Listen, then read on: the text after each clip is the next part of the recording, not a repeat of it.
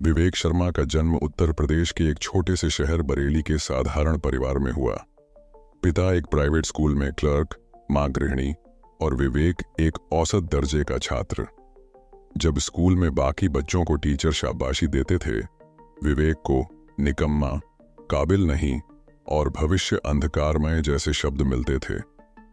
इससे कुछ नहीं होगा, यही पंक्ति उसके जीवन का स्थायी टैग बन चुकी थी। मोहल्ले वाले कहते, इससे अच्छा तो उसका छोटा भाई है, कम से कम स्मार्ट तो है।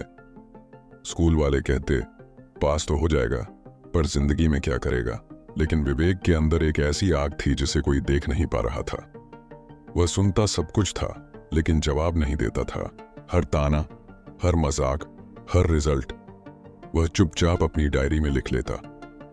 वह जानता था कि उसका वक्त अभी नहीं आया, लेकिन आएगा जरूर। सभी फेल हो गया। मां के आंसू, पिता का मौन गुस्सा और समाज की हंसी, तीनों ने मिलकर विवेक को भीतर तक तोड़ दिया। वह छत पर बैठकर सोचता, क्या मैं सच में निकम्मा हूं? फिर एक दिन उसने किताब में पढ़ा, हर महान इंसान की शुरुआत एक असफलता से होती है। यही वाक्य बन गया उसकी जिंदगी की नई शुरुआत। उसने अपने सारे दोस्तों से कट कर लिया, सोशल मीडिया छोड़ दिया और एक कोचिंग में शाम की सफाई का काम पकड़ लिया। दिन में पढ़ाई करता, रात में टेबल पहुंचता। कोई नहीं जानता था कि यह निकम्मा अब एक योजना पर काम कर रहा था। 12वीं में उसने पूरे जिले में टॉप किया। पूरा शहर चौंक गया, क्या ये वही विवेक है? पर संघर्ष खत्म नहीं हुआ था। उसके पास कॉलेज की फीस नहीं थी, फिर भी उसने दिल्ली कॉलेज दिल्ली में स्कॉलरशिप के लिए आवेदन किया। 1000 में से एक छात्र चुना गया और वो था विवेक। कॉलेज आया, नई दुनिया आई, लेकिन उसके कपड़े, उसकी हिंदी और उसकी पिछड़ी सोच का फिर मजाक उड़ाया गया। क्लासमेट्स कहते, तू यहां कैसे आ गया? पर उसने जवाब नहीं दिया, बस पढ़ता रहा, सीखता रहा। रात को लाइब्रेरी की लाइट में बैठकर वह स्टीव जॉब्स, कलाम साहब और मार्कस ऑरेलियस को पढ़ता। हर महान आत्मा की कहानी में उसे खुद की छवि दिखती थी। कॉलेज में एक इंटर कॉलेज बिजनेस आइडिया प्रतियोगिता हुई। विवेक ने ग्रामीण छात्रों के लिए डिजिटल लर्निंग ऐप का आइडिया दिया। जज बोले, नाइस थॉट, लेकिन बहुत सिंपल है। हार गया। विवेक ने हार नहीं मानी। उसी आइडिया को लेकर उसने प्रोटोटाइप बनाया, गांव गांव घूमकर बच्चों को ऐप से पढ़ाया और उसका वीडियो सोशल मीडिया पर डाला। एक दिन वह वीडियो वायरल हो गया। देश भर के एनजीओ, एजुकेशन प्लेटफॉर्म्स और इन्वेस्टर्स तक बात पहुंची।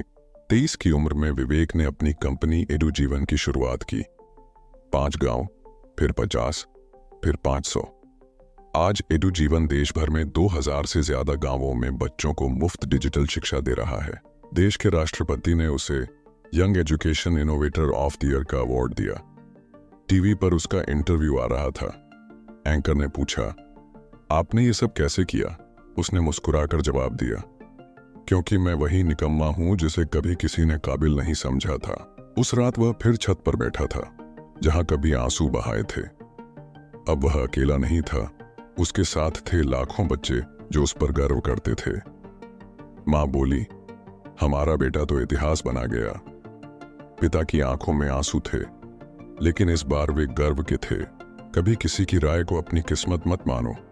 अगर दुनिया निकम्मा कहती है तो खुद को साबित करने का एक मौका बना लो, क्योंकि जिस दिन तुम अपनी आग पहचान लोगे, उस दिन इतिहास खुद ब खुद लिखा जाएगा।